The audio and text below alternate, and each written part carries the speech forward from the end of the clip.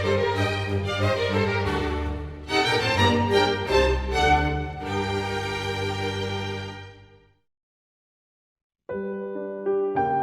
welcome to Paint Well. This is Astrid. Today I'm going to be doing a still life influenced by Impressionism. The Impressionists weren't really known for still life. They all did a few because every painter does, but they were really interested in capturing moments, like a ballerina stretching or the light on a cathedral at 7 in the morning. And a still life is kind of the opposite of that. Cézanne did a lot of still life paintings, but as a post-impressionist, he was kind of a different animal, and that's a subject for a whole other video. So this isn't going to be an imitation of any particular painter. What I'm going to be doing is applying some ideas that I explored in my master copy of Monet's Water Lilies. So first of all, I'm going to try to achieve a vitality of color. I'm going to be mixing variations of every color I need, and I'm going to load my brush with multiple colors at once. Also, I'm going to be using visible brush marks, blending as little as possible. If you watched my Monet video, you'll have seen that I didn't blend anything on that painting. If you haven't watched that video, I recommend that you do because it'll give you a grounding in the techniques that I'm talking about. And finally, to really push myself towards spontaneity, I'm going to give myself about an hour and a half to do this whole painting, start to finish. Like Alex always says, setting yourself challenges really helps you learn and improve. So palette-wise, what I've got here is the Still Life palette that I recommended in our supplies video. So I'm starting with a white piece of paper. This paper's got 3 layers of white gesso on it. It's a heavy-duty watercolor paper, so it's got a lot of strength. You may remember me talking in the Monet video about luminosity, having a light canvas show through underneath the colors that I applied. So what I'm gonna do is I'm gonna put a thin layer of color, but it's gonna be very, very thin, and it's gonna stay very light. I'm just gonna tint this a little bit, and it's still gonna show through a bit when I get to actually painting. Now for my color, I'm going to make something that's going to be close to the color of my background, kind of the light beige, because I think as I'm painting the background, I can let a lot of the tint show through probably and save myself time and effort and have a nice effect.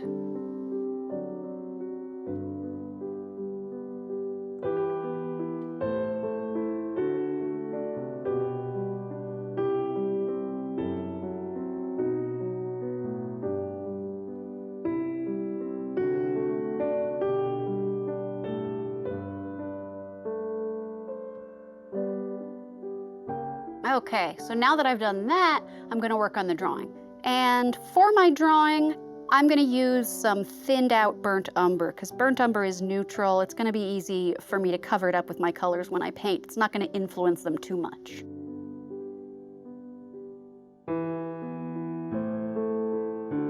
Okay. Rough shapes first.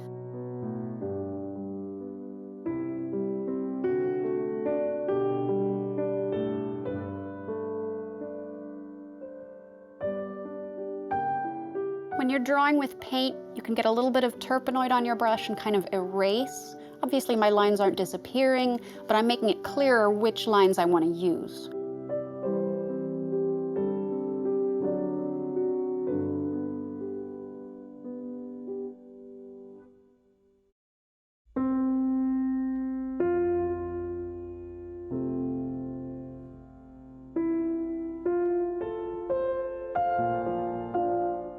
Just looking at the contour of the darker value on the dark side of the lemon, kind of comparing it to the outline of the drawing that I've got to see if that shape's going to fit into the drawing that I made correctly. It's going to tell me if the outer line of the lemon is going to work. Now, I'm not going to get any more detailed than that on this lemon. One of the secrets of still life is that fidelity to your subject is not as important as you might think it is. If you are drawing or painting, say, a bottle of wine, it needs to be symmetrical. The width of the neck needs to make sense. If you're drawing something like an egg, it needs to be symmetrical. But if you're drawing a piece of fruit, fruit is never perfectly symmetrical. And the person who looks at your painting ultimately is not going to look at the real piece of fruit that you painted. They're only going to look at your painting. So if what's in your painting looks like an apple or an orange or a lemon, then it's fine. You can be very accurate and very picky about your drawing if that's your style. That's fine. That's not what I am going to explore today. think the peak of the fold of fabric behind the lemon is about there.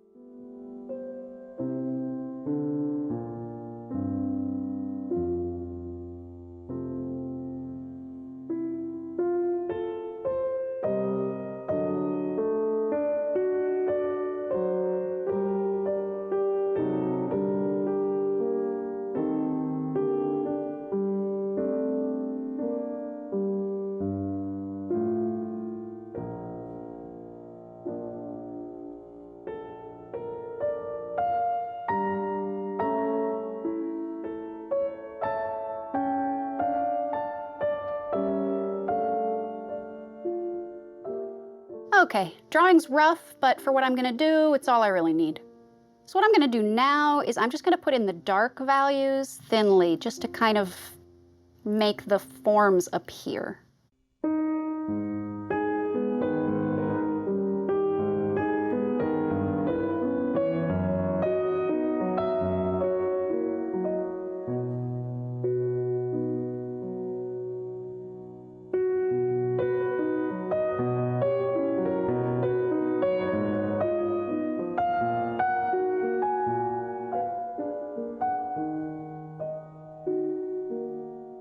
I'm gonna add some red into this dark gray that I've mixed for the cast shadow of the lemon on the red cloth.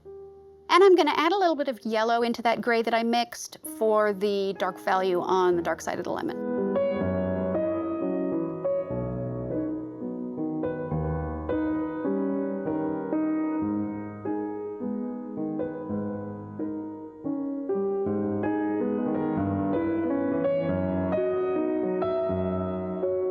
Okay, that's about all I see for the dark values. So now I'm just gonna start working large to small.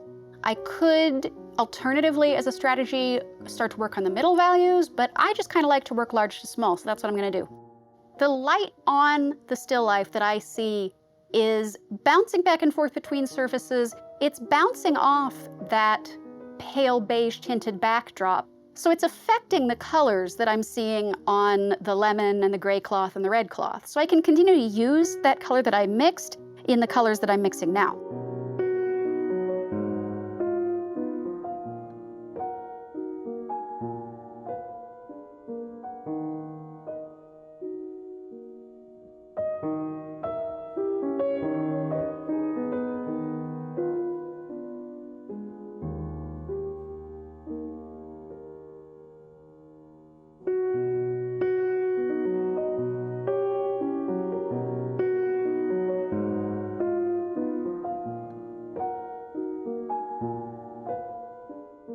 Taking a quick look at the colors. My light is coming from the left, so the gray cloth on the left is going to be slightly warmer than the gray cloth on the right. So I am going to address that right now real quick.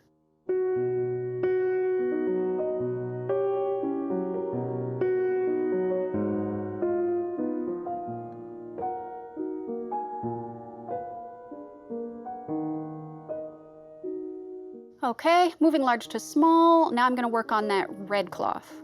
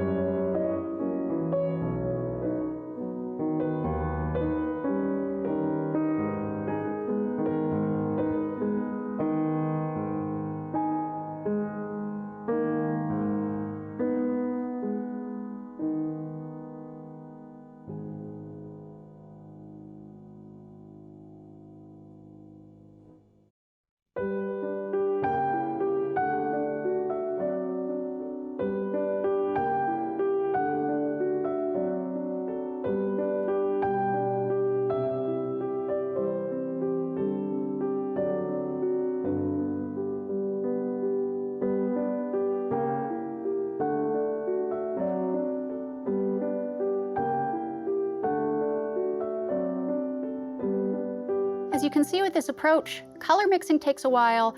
Putting paint on the surface does not take much time at all.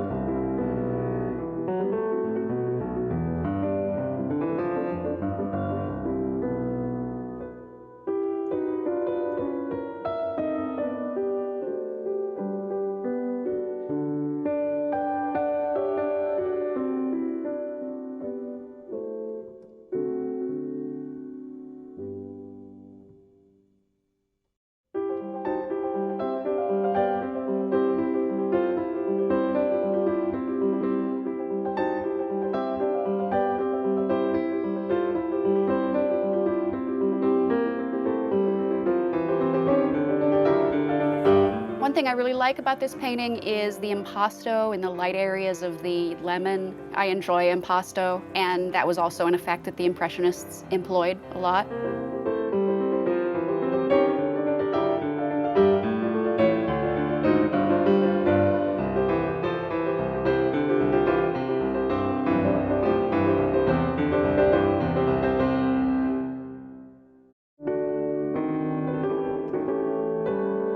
Okay, so my time is up. I feel comfortable stopping here. Now, we often get the question, why would you make a copy of another person's painting? And I think this is an example of why. I have not created a fake Monet here. What I've done is I've used some ideas that I learned from copying Monet and incorporated them into something of my own. I wouldn't have the freedom of stroke that I've been able to have on this painting if I hadn't done copies of Impressionists. So this is something that doing copies gives you. It's not going to make you into a clone. It's going to teach you skills.